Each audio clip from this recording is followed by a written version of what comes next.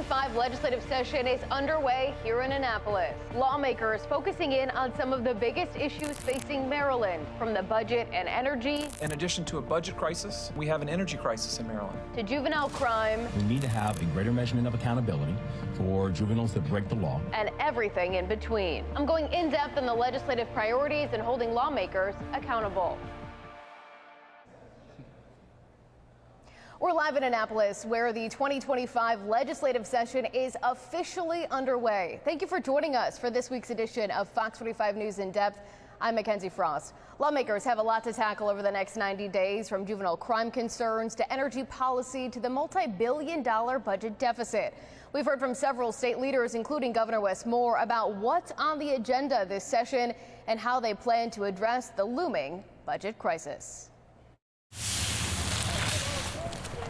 Happy opening day. As this year's legislative session gets underway, the $3 billion budget deficit looms over lawmakers. Governor Wes Moore calling for $2 billion in spending cuts. But where that's coming from remains a question. It's going to take everybody being at the table to be able to address a structural deficit. Senate President Bill Ferguson. Where in the budget is there room to make these cuts, and where will the additional $1 billion come from? I mean, look, we have a $63 billion budget. In fact, the budget that we're in right now is $1 billion less than the one from the prior year. In a $63 billion budget, there's room to make adjustments. And every year we find places to trim and cut. This is going to be a year where we have significantly bigger cuts at stake. And so, everything is on the table. While Republicans argue they are not supporting any new tax or fee increases. Marylanders are having to live within their means, and the state of Maryland has to do the same. But the budget isn't the only issue some lawmakers are eyeing this session. In addition to a budget crisis, we have an energy crisis in Maryland. Maryland's energy needs thrust into the spotlight last year as the fight against a 70-mile transmission line proposed to cut through Baltimore, Frederick, and Carroll counties. As that proposal unfolds, concerns about Maryland's own energy generation remain. And Republicans and Democrats agree. I think this year, for the first time in a long time, Marylanders across our state are looking at our energy policies. A lot of the issues around energy are more about approvals and permitting and siting and encouraging the development with multiple different sources of energy. This is about setting state policy that enables certainty in development of further energy generation. When Governor Wes Moore first got into office, he pushed for widespread climate solution plans. Some of those ideas coming with $1 billion price tag. Those proposals did not come with funding sources. And now, given the deficit, Governor Moore acknowledging some plans may need to be paused. I think about some environmental work, things I believe in deeply, but I also know this. We have a new incoming federal administration that is not going to support that work. It's not going to leverage that capital. This session, the legislative leadership seemed to agree. Making Maryland affordable is key. If our focus has got to be economic growth and making it easier for working class Marylanders, middle class Marylanders, who right now are feeling a financial squeeze and a financial pinch, and we've got to be able to make sure there are policies that's just making life more affordable. The crushing cost of living burden on Marylanders is really an epidemic now in our state. And now, for the 90-day session, all eyes will be on how lawmakers find solutions for the budget concerns at the state and local levels. Joining us now live to talk about all of those issues is Senate President Bill Ferguson. Everything is underway, and the big topic, obviously, is the budget. Yes. We know the governor is talking about, proposing $2 billion in some spending cuts. That leaves about $1 billion left. Last year, we saw some targeted fee and tax increases. Is that what we will expect to see this year to make up the difference for the budget deficit? First and foremost, I think we have to make sure that we're trying to live within our means. We've seen some unexpected increases in entitlement programs that are largely driven by healthcare costs. So folks who were coming to the hospital, costs are coming in way higher than anticipated in programs like Medicaid. We're also seeing costs go up for our incarcerated healthcare programs. You add that on top of things like our child care subsidy, which is a program that came in over budget, but it means that people are using it to go to work and send their kids to child care. All of these are entitlements. They're not about mismanagement or overspending. It's just a matter of if you're qualified, the program is available. And so That is the driving challenge, as well as the uncertainty that's going to come with the new federal administration, where we know Maryland is hugely reliant on federal dollars and the federal workforce. So we have some enormous challenges. We got to focus first on making sure that programs are meeting expectations and are within budget. We will make the cuts that are necessary. These are going to be hard choices for important programs, but we're also going to protect our values. So it's going to be a balanced approach. When it comes to the programs that are coming in over budget, who's responsible for those projections that are not seemingly accurate? It's a combination of executive and legislative analysts, but it is an abnormal time post-pandemic. We are seeing the length of stay for people who are showing up to the hospital extended, and we're seeing the procedures that they need are much more than we've really ever seen. We're also seeing a lot more end-of-life care on Medicaid, which is the most expensive period for anybody's medical care. And so, these were it's happening across the country, but it's acute in Maryland. When you talk about the entitlement programs, we've heard that, these projections have been inaccurate or they're coming in over budget. There's any sort of responsibility on the Democrats who've had control from both chambers for several years for implementing some of these programs that didn't always have funding mechanisms? So most of the times when the projections are off, it's because there's a huge swing in enrollment one direction or another. You see a huge jump in the number of eligible individuals. What's different about this go-round is that it's not a product of more people being qualified. It's that the services that are being performed in hospitals and in healthcare settings are much more extensive and are just higher cost, and people are staying in the hospital longer. There's a theory out there that because of during the pandemic people delayed care. Sure. Now 3 years later, when they're showing up for care, they're just sicker and they need more care. And so that's sort of the hypothesis, but it is an abnormal jump and we're not the only state experiencing this. We just are experiencing it acutely. But what about other programs, not entitlement programs, that don't have funding sources? And Republicans will say this is Democrats spending without being checked. Yeah, I mean, look, the child care subsidy program, we made some very intentional choices to help people get back to work. During the pandemic, we saw a record number of child care facilities closing. And we knew that in order to get our economy kicking back to full gear, we needed to provide a subsidy to families so that they could send their children back to child care settings. So it came in over budget because more people were using it than anticipated. That's, in my mind, not a bad thing because it means people are going back to work and able to put their child into a high-quality setting. Now we have to pay for it. And so I think that's the question that we're dealing with, and we have to balance in other places. When it comes to the energy needs in the state, I want to get to juvenile crime in 1 second, but we've heard that energy policies need to be a conversation this year as well. What policies can be adjusted to spur more production in the state of Maryland? Yeah, we're in a unique moment with the rise of AI and data centers. This huge demand and electrification on the grid is increasing enormously, a national issue. We also in Maryland are seeing the transition away from high carbon production like coal.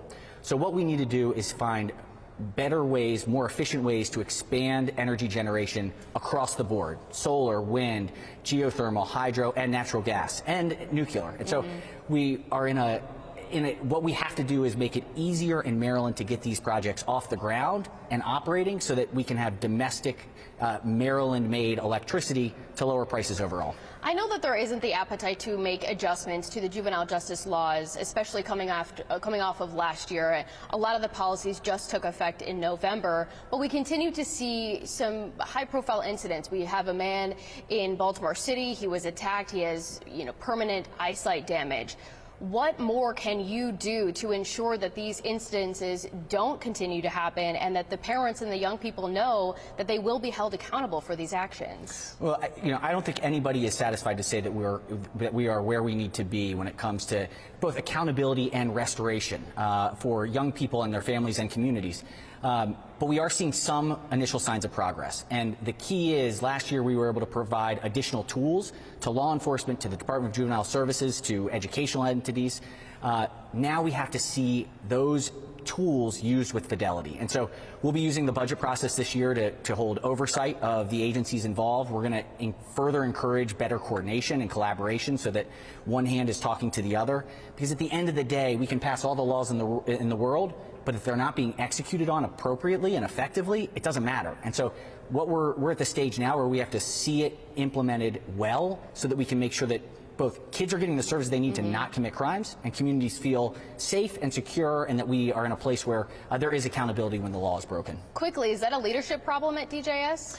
I think it's a coordinated issue. You know, I think it's not one person, it's a system, and we have to hold all parts of the system accountable. All right, Senate President Bill Ferguson, I appreciate your time today. Looking forward to continuing this for the next 89 days. Thank you very much. Stay with us. Senate Minority Leader Stephen Hershey will join us after the break to talk about the Republican perspective. And as we head to break, here's another look at today's top headlines.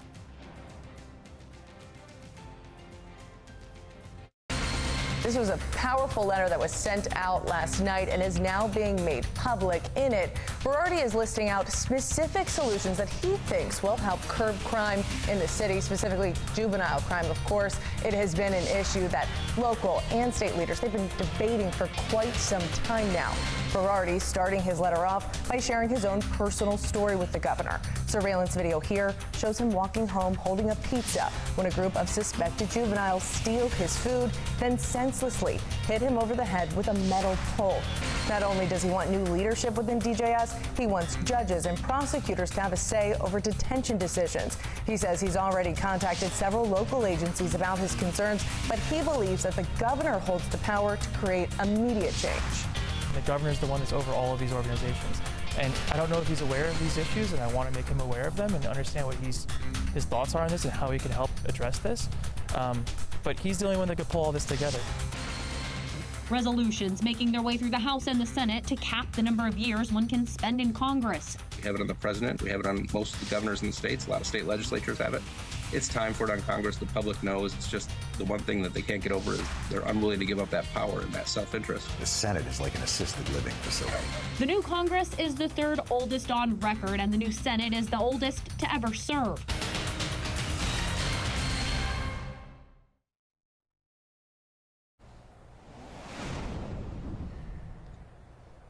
Welcome back to this week's edition of Fox 45 News In Depth. If you're just joining us, we're live in Annapolis for the start of this year's legislative session. State leaders and lawmakers are up against a nearly $3 billion budget deficit, and opinions are mixed about how to tackle it. Senate Minority Leader Steve Hershey is joining us live now to talk about all of these. Senator, thank you so much for joining us. Let's talk about the budget. We just heard from the Senate President talk about ways that they are going to look at areas to potentially make up the difference. We know the governor is proposing $2 billion in spending cuts. How did we get here in the first place? How did we get here? Well, it's through years of Democrat rule in General Assembly. And it was interesting yesterday because Governor Moore was out talking about inheriting this problem. Well, he inherited it from President Ferguson and Speaker Jones. You know, Governor Hogan did an excellent job with respect to the budget. The policies that we are talking about right now that have cost us a lot of money, that have put us in this position, many of them were vetoed by Governor Hogan, overridden by the Democrat General Assembly, and now we're having to pay the price for it. So, you know, this is a self-inflicted wound. We are very much aware of what was going on. We have discussed and we have fought against many of the entitlement programs that are going on, many of the spending programs that are out there, and fell on deaf ears, and all of a sudden we're at the time where we have to pay the piper. When it comes to the entitlement programs, the Senate President says that a lot of this is coming from programs that are coming in over budget, inaccurate projections. Do you believe that that's the case? Well, I think that's part of the problem. I mean, I think that there has been some mismanagement. You know, Department of Health has had some numbers come in that were way out of line with what they had expected. At the same time, we put policies in place that cost money. And we had talked about those before when these bills came about. And, you know, there always had seemed to be a problem that money wasn't the issue. I mean, we can easily talk about the blueprint. And that's something that we had talked about before was an unfunded mandate, yet that comes across. All of a sudden, it comes time to pay for it and the money's not available. So these are things that should not be a surprise to anybody. But how we got here and why and how we're going to get out is going to take a lot of work. When it comes to taking a lot of work, we're expecting to see the governor propose his budget next week, get a better idea of where some of these cuts are going to come from. But that still leaves $1 billion left for you guys to figure out where that's coming from. Do you think that new taxes and fees are on the table? I mean, we're hearing everything is on the table. What will that mean? Well, there's been quite a change from there's been a high bar before we raise taxes to everything's on the table, which means tax increases are on the table. From the Republican caucus perspective, absolutely not. We will not support any type of tax or fee increases at all, period, end of story. So we're going to focus on cuts. But you don't have the votes to block that if they want to do it. You know, Mackenzie, we don't have the votes all the time, but we can make a difference in committee hearings and on the floor, and we can hold them accountable. And so, yes, they could have the votes to do it, but they are going to have to answer to us and respond to why this is necessary. The other thing where we do have the votes is 80% of Marylanders do not want to see tax increases. And if these legislators here want to all of a sudden raise taxes and go against the will of their constituents, then that's going to be up to them. You know, we've said this several times. You know, economic times are tough right now. Family budgets are hard. And all of a sudden the state of Maryland's going to say, oh, well, we can't manage our own state. We're going to go to you to ask us to pay for it. Marylanders do not want to pay for any more state government. And I think that's going to be the big argument that we'll be able to have and hopefully be successful with that. How is it that we're hearing about the additional cost of Medicaid and people are coming into the hospitals sicker than they ever have before? Are other states dealing with this as well? You're exactly right. And that's what we were saying, too, when the Senate president had mentioned all of these different ailments and reasons why that's going on. Those same things are happening in every state. So Maryland is not unique to that. The problem is Maryland has lowered the bar to be on Medicaid. And one of the big questions that we have brought about is we've put in the health benefit exchange many years ago. That has been very successful. I mean, we want everyone to have health insurance. But at the same time, those that can pay for it should go on the exchange and pay for it. Maryland ranks one of the highest in the states. Over 22% of our population is on Medicaid. That's nothing to be proud of. No, we have to find a way to get that number lower. Switching gears a little bit, I know last session was dominated by the conversations about juvenile crime. The policy changes took effect in November. Are you satisfied with what the General Assembly did, and do you believe that the changes are really going to make an improvement in the numbers that we're seeing? You know, what's interesting is last year when we got together, we talked about what was the number one issue was crime and public safety. And that's not this year. You know, so there has been some improvements. You know, I listened to the mayor and the governor the other day talk about some of the improvements they've seen in Baltimore City. They did a very difficult time of trying not to show accolades to State's Attorney Ivan Bates. I saw Ivan Bates as we came into session yesterday and thanked him. Because what he is finally doing is holding criminals accountable. And he is putting people in jail. He's incarcerating people. And that message is getting out into the streets. And I think that's what's made the biggest difference. All right. We've got a lot of work to do on the budget. Look forward to more conversations. Thank you for joining us this evening. I appreciate it. Absolutely. Thank you. All right. Fox 45 News will keep a close eye on how state lawmakers address juvenile justice this session. The head of the Senate Judicial Proceedings Committee will join us to talk more about that right after this.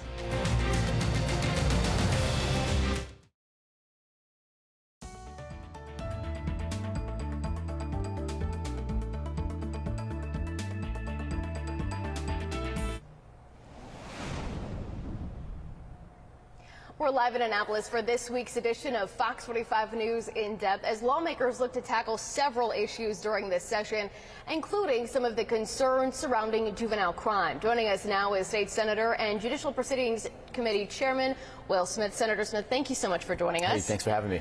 Last year, we know that this session was dominated by juvenile crime. The policies that you and your colleagues adopted and the governor signed into law, most of them took effect November 1st. Do you believe that what we saw will really implement some changes when it comes to juvenile crime across the state? No, I think we took some significant steps last session to address that issue. It's going to take time for that to play out and be fully implemented. Now we're in the phase of oversight and implementation. So I think we did critical work last session. Let's see how things play out. It just got implemented this last fall, so you know we've got a couple of months to see how these things play out. We still are seeing some instances of high-profile, brutal attacks involving young people. Do you believe that there's anything else that can be done to ensure that parents and these young people know that their actions will have consequences? Sure. Everyone should know, I mean, all of your viewers should know that public safety is our top priority, and that the legislation and the good work that we did last session was aimed and directed all towards making sure that we keep Marylanders safe. Now, the measures we put in place are slowly being implemented. Right now, what we're focused on, and we're going to have a hearing later on this session next week to provide some oversight and see how those things are going, and to make sure that we have some significant metrics to understand what DJS, the Department of Juvenile Services, is doing to make sure that they're holding not only the youths accountable, but also that the systems and the services that they're providing to those youths are being held accountable too, and we actually have some metrics to understand what's happening. Yeah, we just saw this juvenile DJS report, the Department of Juvenile Services, an evaluation that was done looking at the programs that are in place. There's some significant concerns or gaps in how these programs are being assessed. What more can you do to ensure that DJS is making sure that the programs in place are producing the results, are providing the level of services that are necessary? So one of the things, I mean, those are the questions we're going to be asking next week, and I hope you tune in to that hearing. One of those things we can do is ensure if there are new policies that need to be passed next year or this year, but one of the things we have right before us now is the budget. And so we'll use that as a tool to ensure that, that the right resources are there. Also, leadership. We have to hold the leadership of that department accountable. We are, this is a massive enterprise. It takes a long time to turn that ship. But we are now in the second year of this endeavor, of this administration, and it's to the point where we're going to have to take a hard look at what the department is doing and some of the results that it's producing. If leadership is really the next step in making sure that the policies that you all have enacted are being implemented appropriately, do the people of Maryland have time to wait for that ship to turn with the current leadership, or is it time to reevaluate? Who's at the top? I think we're at a continuous evaluation stage. That's why we're here. Part of our role is that oversight stage. So, look, I applaud a lot of what this secretary has done, taken a department and taken several steps and produced some significant metrics forward. So I applaud the progress that's been made. It's never enough, so we are going to continue our oversight role in that regard.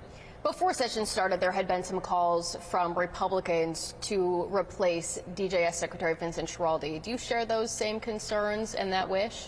No, I'm not ready to come out and say that publicly just yet. I know Secretary Schiraldi. I'm familiar with his work.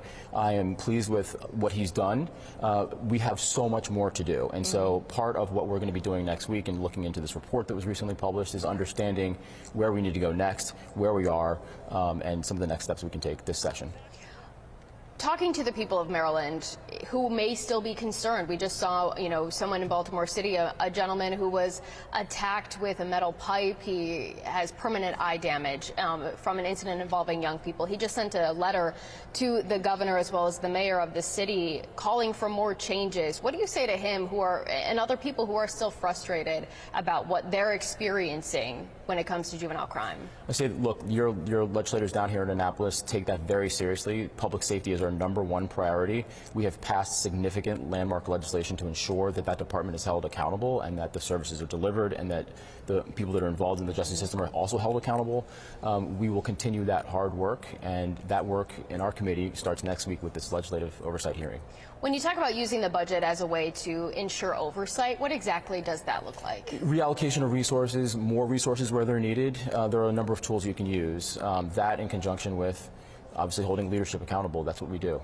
Other states' attorneys have been concerned about changes to automatic charging of young people. I think you and I talked about this on the last day of session last year. Do you think that plan proposal will move forward this year? Is there appetite to change where the juvenile cases start? What we have to do first is ensure that DJS, the Department of Juvenile Services, is operating optimally before we can feed it more responsibility and work. Once that happens, then I think we can move forward with that reform.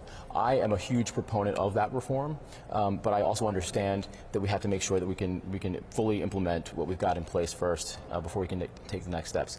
Look, in Maryland, in Baltimore City, for instance, it represents 9% of the population of the state of Maryland, but it's 40% of the prison population. In Maryland, African Americans represent 30% of the population, but 70% of our prison population. So I don't think anyone's satisfied with that status quo either. For us to move forward with this level of reform, we've got to make sure that the reforms we've got in place and that the Department of Juvenile Services is operating at optimal capacity before we feed it more. Yeah. Yeah. All right, so next week we'll see what that hearing brings, and we'll keep our eyes on that. Senator Smith, I appreciate your time today. Look forward to watching how the committee unfolds and everything that comes out of the work. Likewise. That's all for this week's edition of Fox 45 News In Depth, live from Annapolis. I'm Mackenzie Frost. I'm Mary Bubala. Thank you for watching. Here's another video for you to watch. Also take some time to subscribe to our YouTube channel.